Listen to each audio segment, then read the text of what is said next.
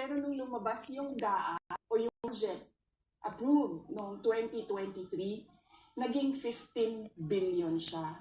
Dahil hindi nga ako pumayag na kunin yung 5 billion, dinagdagan nila ng 10 billion yung classroom construction ng Department of Education. Yung 10 billion na yon hindi kontrolado ng Department of Education. Controlled yon ni Congressman Zaldico at Congressman Martin Romualdez. Oh, yung mga congressman, ito na nagsalita na si VP Sara. Kung saan napunta yung 10 billion. Yung mga senador, ayun ipatawag niyo si VP Sara. Meron na tayong malinaw na witness. Saan pa kayo naghahanap ng mga witness, Yung mismong vice-presidente natin ang witness. Yung mismong vice-presidente natin ang magsasalita. Kaya kayong mga kontraktor, sino po makapanood nito, ipadala nyo sa mga kontraktor, huwag kayong matakot.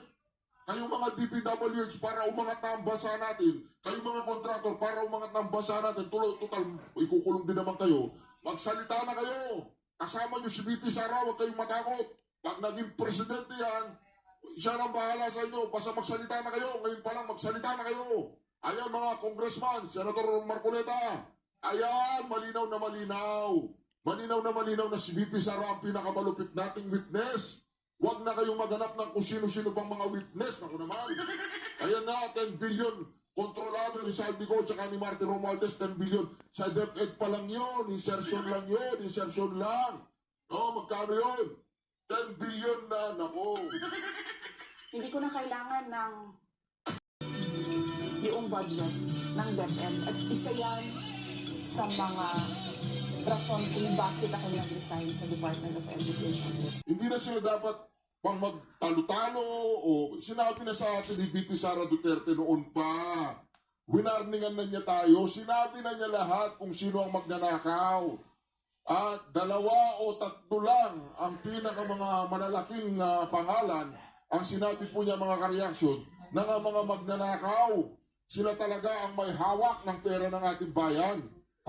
Kaya naman mga kareaksyon, nakarma na sila. Hindi na natin sila kailangang ipa-Interpol.